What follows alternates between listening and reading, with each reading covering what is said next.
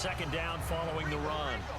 And that looked like some pretty easy yardage there right up the gut. And he's a guy that has some height to him. So when you don't have to drop a shoulder or create or get through. Pressure gets to him, and down he goes. Back at the 4-yard line. The corner blitz gets there as he goes down for a loss of 7. If an offense is going to throw the ball on this part of the field, any pass rusher will tell you that's his favorite part. Gets a chance to get after the quarterback. It's almost like a reverse red zone. They can create points using their defense, and this time they take their man down.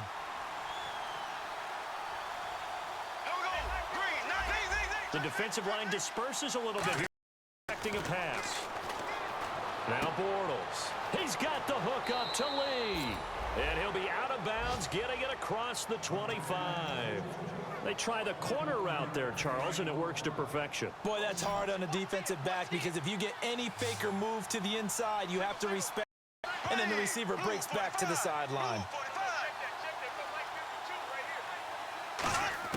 Throwing on first down is Bortles. Middle of the field, it's Robinson. Give him a couple on the catch. It's 2nd and 8. Well, clearly one of his advantages as a passer is his height. Sit back in the pocket, fired over the middle. That makes things tougher defensively, doesn't it? It really does, because your goal is to move the quarterback off his spot when he gets his drop back completed.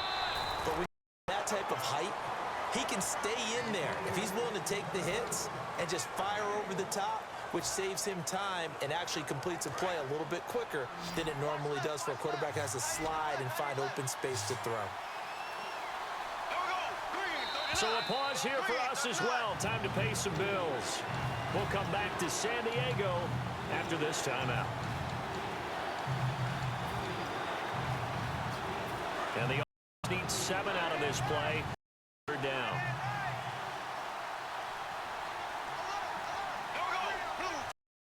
Julius Thomas.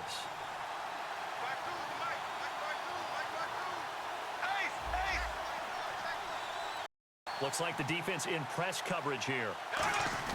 Throwing his Bortles on 3rd down. And Robinson with a big catch.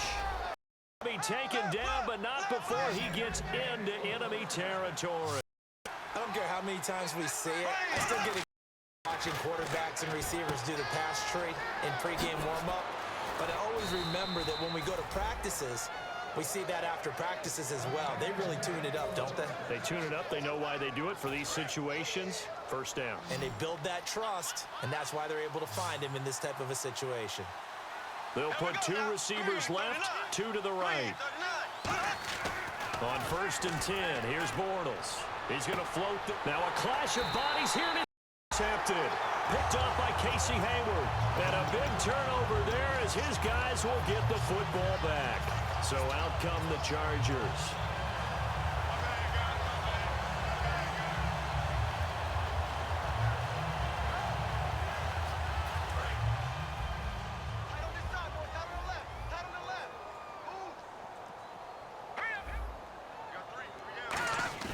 They go back to the air here after the INT.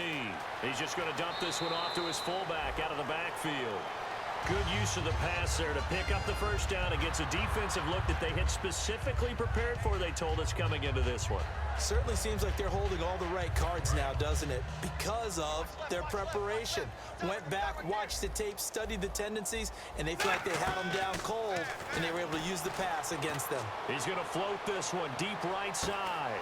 And for the 3rd time here in this half, it's intercepted. A great read, and it's picked off. And a big turnover there as his guys will get the football back. And now out come the Jags. Going last drive, then the interception happened. Will they recover? The memory they need to keep with them is that they did have something going. They were moving the ball on offense, had a nice sequence going.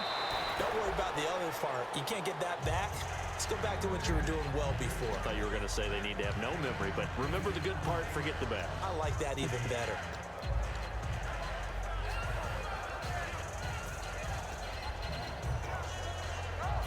Completed pass play. Now let's see if they go back to the air. They come out 5 wide, 3 of them to the right side. And the D-line pinching together, must be expecting the run. And his throw's going to be incomplete. Marquise Lee, the intended target. 3rd and short.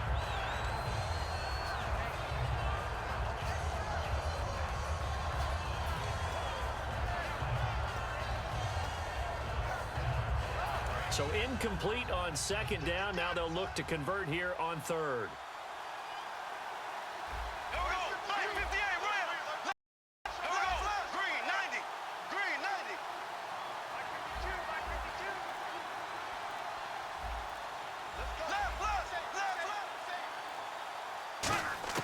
Bortles looking to throw on 3rd and 2.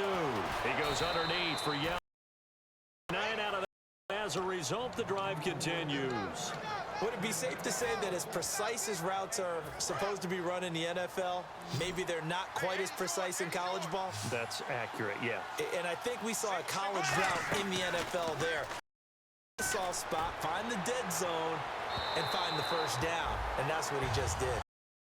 In the intended receiver, and that'll bring up second down. Fans do love the long ball, don't they? And he already found his guy once. Tried to give him another chance there, didn't he? Yeah, he did. Couldn't connect, but as you alluded to, he does have that touchdown from earlier, trying to keep him in the rhythm. On second down, here's Yeldon, and he'll work this one up to about the 38. 8 yards on the run there, and that leaves him with 3rd and just a couple. So 3rd and 2, and I count 6 defensive backs out there. Bortles going to try and throw on 3rd down. This is Yeldon on the dump off. And he'll be out of bounds up near the 45 at the 44. It's a pickup of 6 and good enough to move the chains. And Brandon, from our time in college football, where receivers weren't running the traditional NFL route tree, one thing they did learn, find open areas, find... Now whistles come in. We're going to get a timeout here by the offense. It's just their first, so they'll have 2 remaining here before we get to halftime.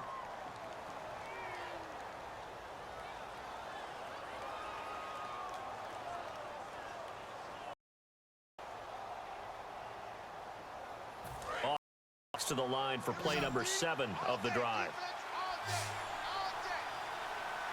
Here we go now. Blue 45. Bortles to throw on second down. It's caught on the right side by Robinson. A good pickup there of 22. So in the second quarter, he's already up over 100 yards receiving now. And isn't 100 the magic number for a really good game for a receiver? So he got a chance to really shatter that and have a profound effect on this game.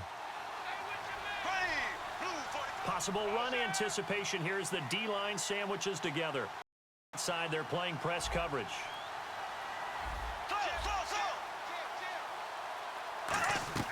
On first down, Bortles. He's going to flip one out here to his running back. And he takes it in. Touchdown, Jacksonville. T.J. Yeldon as the first half is winding down. And the Jaguars add 6 to their lead.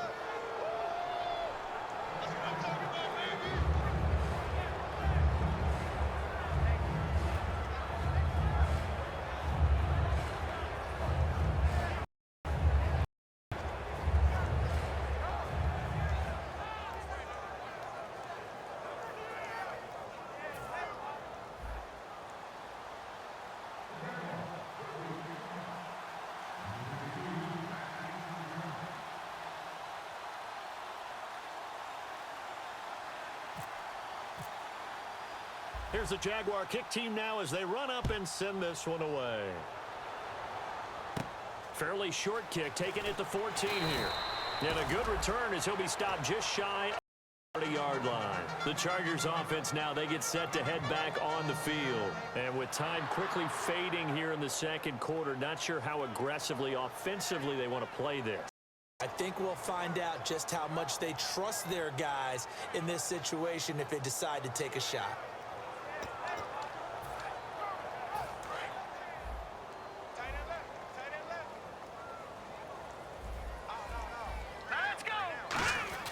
Trying to shake off the interception. He'll look to throw. And he's going to drop this off to his fullback.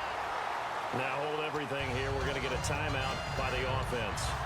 It's just their first, so they'll have 2 remaining here before we get to halftime.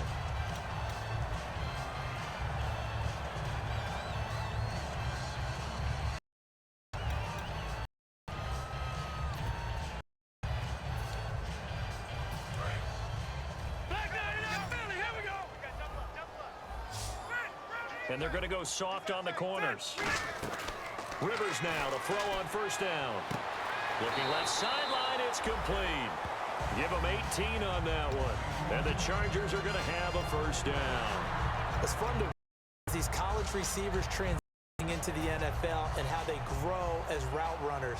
Because a lot of times now in the college game, the spread offenses, there aren't that many routes that they're actually running. Most of the time, they're just trying to find open space and present themselves to the quarterback as easy targets.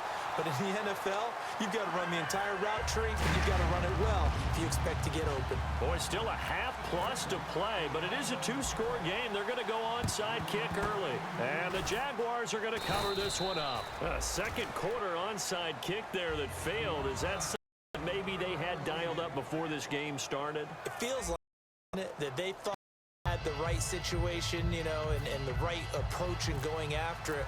Also may signal that they feel like they have the superior team, that they can try these sorts of things and it won't come back and hurt them later.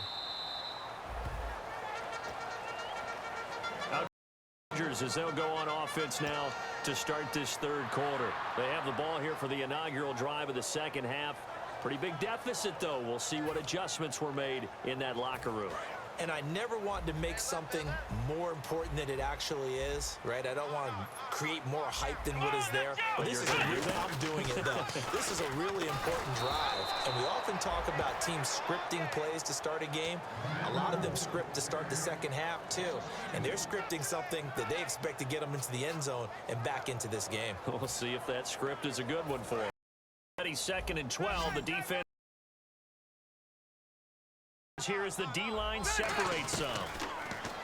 Here's Rivers. His throw incomplete.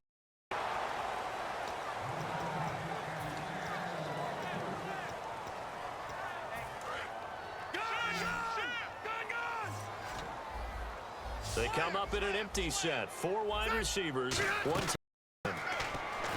To throw is Rivers. Has it left side. And brought down, but not before he was able to break the tackle, and the extra effort moves the sticks. Well, they brought the pressure, and that meant man coverage behind him, so he's still able to complete the pass. Even as he took the hit. And that's what you have to do, because I was just talking with a coach the other day, and he said, look, it's not always going to be pretty back there. You're going to have to give me completions, even when you're taking some hits. Sometimes you have to be your own blitz control, of a better term. Got to make completions, step up, and make those throws, and he did that. A second down throw for Rivers. And he'll find his man on the out route. That's Allen. And he's able to take midfield before going out of bounds. It's a gain of 11 yards, and it produces a new set of downs.